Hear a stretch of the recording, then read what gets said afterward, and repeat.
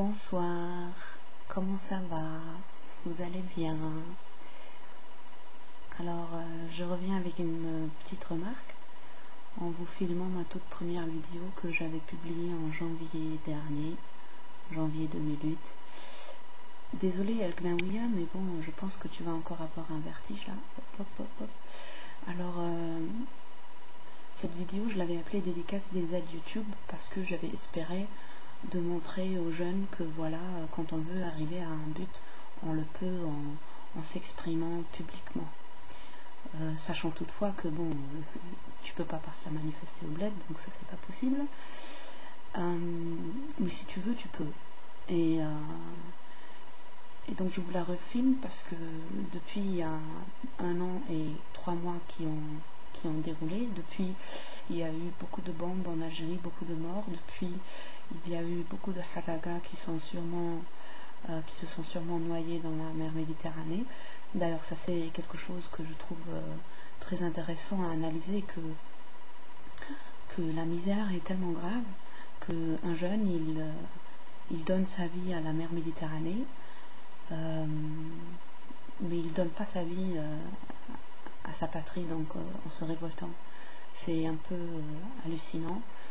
Et hier et avant-hier, j'étais constamment sur Skype avec ma famille en Algérie, qui m'ont raconté que dans certains quartiers d'Alger, en fait, il n'y avait plus personne dans les rues. Les seuls qui osaient sortir dehors en criant leur prêche, c'est les islamistes. Mais les autres partis oppositionnels, on ne les voyait pas. Et donc moi, ça m'a un petit peu traumatisée, pour être honnête. Je me dis, où sont les démocrates? Peu importe quel parti politique. Personnellement, je n'en préfère aucun, parce qu'ils sont tous plus ou moins mauvais ou bien. Mais je me pose la question, pourquoi c'est ainsi? Pourquoi un jeune il préfère donner sa vie pour l'Europe au lieu de la donner pour sa patrie qu'il aime tellement? Bon, et donc vite fait, je vous raconte une petite histoire sur un phénomène qui s'est passé il y a 3 jours, parce que le 1er mai, c'est rien de spécial. Le 1er mai, c'est une manifestation avec, comme vous voyez ici, le feu. Bon, la photo est déjà passée. Bon, il y a quelques-uns qui ont le courage de mettre le feu, de brûler le drapeau américain, comme sur cette photo. D'ailleurs, c'est interdit en Allemagne. Si un policier voit ça, tu peux être arrêté et tu passes la nuit en tôle. Et donc, c'est quelque chose qui se déroule quand même dans le respect des lois allemandes. Il y a 3 jours, à l'occasion du sommet à Londres et à Strasbourg, où M. Obama est venu, il y a eu beaucoup d'attentats des différents mouvements de gauche en Allemagne. Et en général, ils essayent de faire brûler les symboles de la globalisation, donc les grandes compagnies comme Sony, comme SAP, etc. Et en général, ils se font arrêter après, c'est-à-dire ce sont des jeunes qui ont le courage de faire quelque chose et d'aller en prison. Et je peux vous dire que si tu brûles un signe du capitalisme, ben, tu pars en tôle normalement et tu restes un bon moment, où tu es condamné à une amende financière énorme que tu pourras jamais payer, tu vas passer ta vie à payer les dettes. Et donc, ce qui s'est passé, c'est qu'il y a 3 jours, environ une centaine de personnes sont venues dans le quartier le plus chic de Berlin, donc aux environs du Hackescher Markt, ça s'appelle, c'est au centre-ville, c'est très touristique, c'est très beau. Et puisque c'était pas annoncé, et ils ont surpris les gens, donc ils ont réussi, puisqu'ils étaient 100, à vraiment casser beaucoup de choses. Et le phénomène dans cette petite histoire, c'est que ils ont cassé un Starbucks, ils ont cassé l'entrée justement de SAP, et ils ont cassé plusieurs Mercedes et des Chrysler, et donc des voitures qui sont construites par des usines qui font aussi les armes qui tuent les enfants palestiniens, par exemple.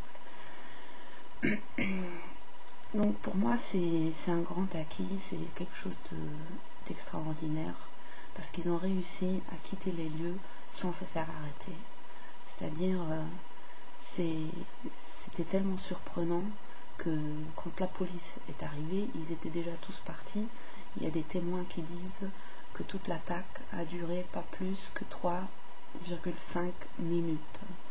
Donc c'est vraiment quelque chose de planifié et bien organisé. Pourquoi c'est tellement intéressant? Parce que les photos que vous voyez du 1er mai là, que je vous ai montré, c'est toujours dans le quartier populaire de gauche. Ça se déroule à Kreuzberg, et Kreuzberg c'est quand même un quartier de gauche depuis les années 68 en fait. Et il y a un énorme taux de Turcs et d'Arabes à Kreuzberg, donc c'est aussi le quartier des émigrés d'origine arabe, on va dire, ou d'origine musulmane si vous voulez.